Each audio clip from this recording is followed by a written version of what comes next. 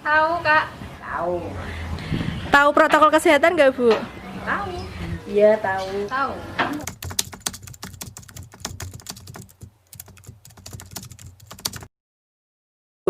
Sering kalau sedang keluar rumah. Sering. Sering di rumah saya terapin terus. Sering nerapin nggak, Kak? Sering banget.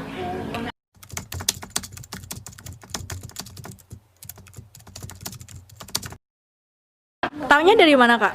Tahu dari sosialisasi Bina Desa. Dari sosialisasi kalau pas ada kumpulan RT kayak gitu. Kalau ada sosialisasi dari desa. Biasanya ada sosialisasi dari desa. Taunya dari mana? Dari anakku.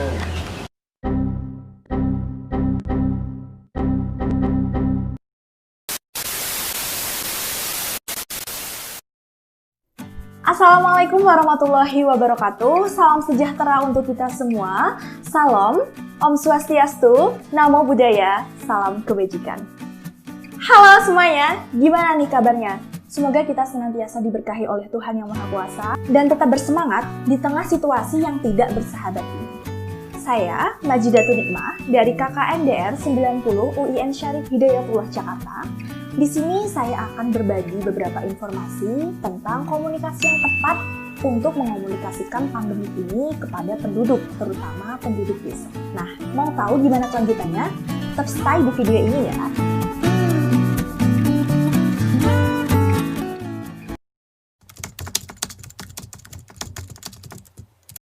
Masalah di komunikasi itu yang lebih bagusnya itu memang yang memberi komunikasi, yang memberi arahan dan memberi himbauan itu melakukan dulu, memberi contoh.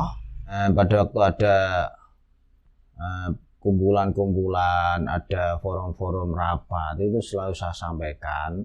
Bahkan pernah saya di salah satu khutbah saya, itu saya menghimbau kita harus mematuhi protokol kesehatan. Walaupun di desa kita ini bukan zona merah ya, bukan zona merah, tapi kan kita tidak boleh lengah, nggak boleh sembrono, nggak boleh mengabaikan, Mbak ya. Jadi tidak menutup kemungkinan bisa juga terjadi kepada desa kita. Jadi kita harus jaga kebersihan ya, selalu memakai masker dan jaga jarak ya. Itu yang saya selalu himbaukan kepada masyarakat di sini.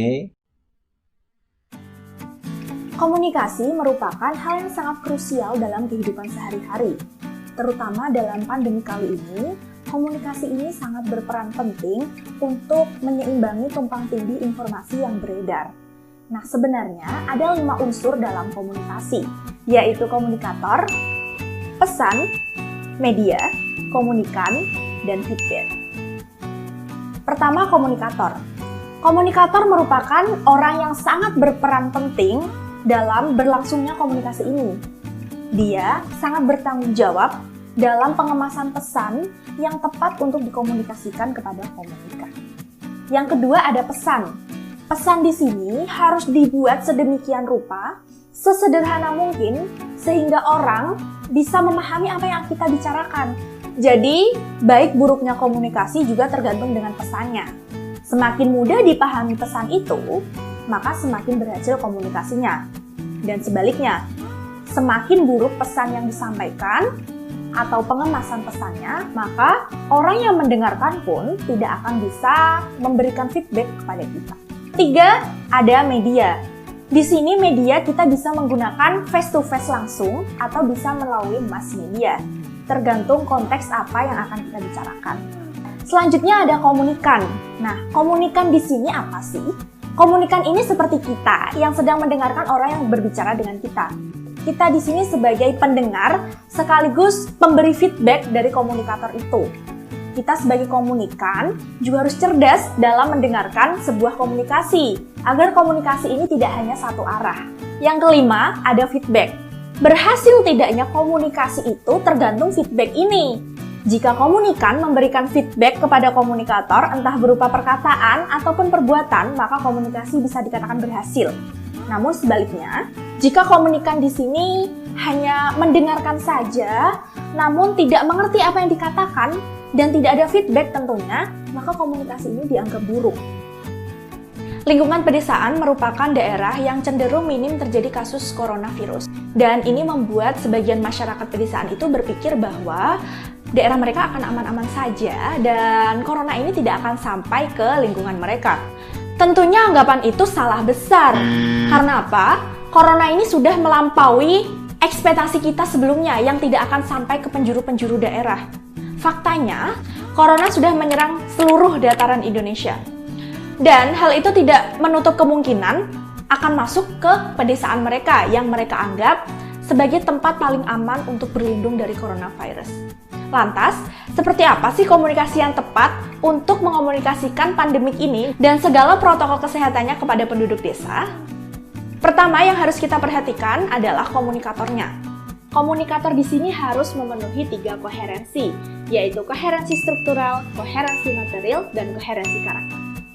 Koherensi struktural di sini, di mana seorang komunikan ini dalam berbicara itu memiliki benang merah, sehingga orang yang mendengarkan juga mengerti apa yang dimaksud.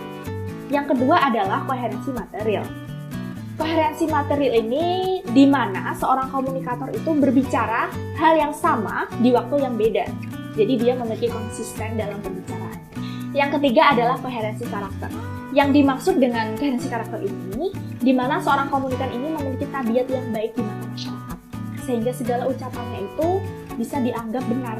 Dan hal ini sangat berpengaruh dalam komunikasi kepada penduduk desa. Setelah komunikator memenuhi 3 koherensi itu tadi, selanjutnya yang perlu diperhatikan adalah pesan. Penduduk desa di sini cenderung lebih menyukai atau lebih mendengarkan pesan yang sederhana, dan tentunya tokoh-tokoh masyarakat harus berperan aktif di dalamnya. Sesuai dengan teori komunikasi 2 tahap oleh Paula Zellfeld, di mana warga atau komunitas ini lebih cenderung patuh kepada leader opinionnya. Nah, di sini bisa kita ambil kesimpulan bahwasanya penduduk desa ini bisa kita terapkan komunikasi 2 tahap oleh Paula Zellfeld. Namun perlu diingat bahwa komunikasi ini tidak bisa diterapkan atau tidak semuanya diterapkan di pedesaan. Karena apa? Ada beberapa daerah yang lebih cenderung percaya kepada media daripada tokoh masyarakat ini. Namun ada beberapa daerah juga yang cenderung lebih percaya pada tokoh masyarakat ini sendiri. Dan pastinya dimanapun kita berada, harus menerapkan protokol kesehatan yang berlaku di lingkungan kita.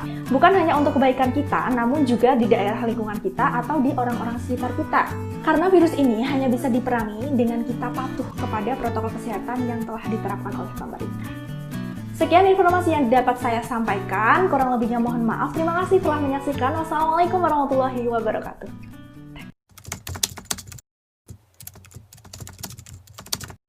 Kalau harapan saya itu ya meminta sama Allah, ya kita harus selalu berdoa supaya cepat berakhir, Mbak. Memang dampaknya ini Masya Allah, Mbak. Jadi ya mudah-mudahan ini cepat berakhir, dan pendidikan di Indonesia ini cepat pulih, terutama juga perekonomian. Ini dampaknya wah Masya Allah.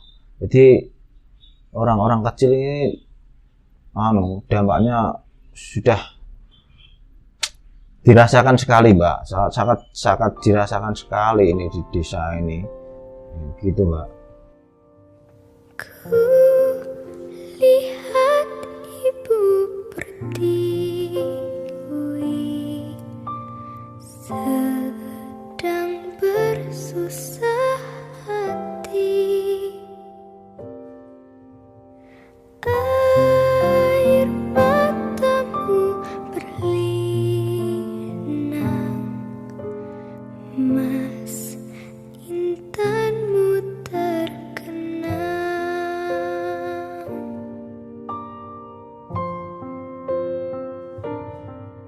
Saya harap kita jangan beranggapan bahwa kita dalam keadaan baik-baik saja hanya dalam pandangan perspektif kita sendiri aja. Tapi coba dilihat di sisi lain. Masih banyak di Indonesia ini yang bermasalah kalau menurut saya. Dia bilang gini, dari sekolah cuma ada subsidi 25.000 untuk beli pulsa, sedangkan di sana kuota mahal. Dan di sini mungkin teman-teman menyadari bahwa metode belajar daring itu kurang efektif dibandingkan sekolah. Betul teman-teman? Sedangkan kalau kita mau belajar cuma pinter mah, Google lebih pinter daripada sekolah menurut saya.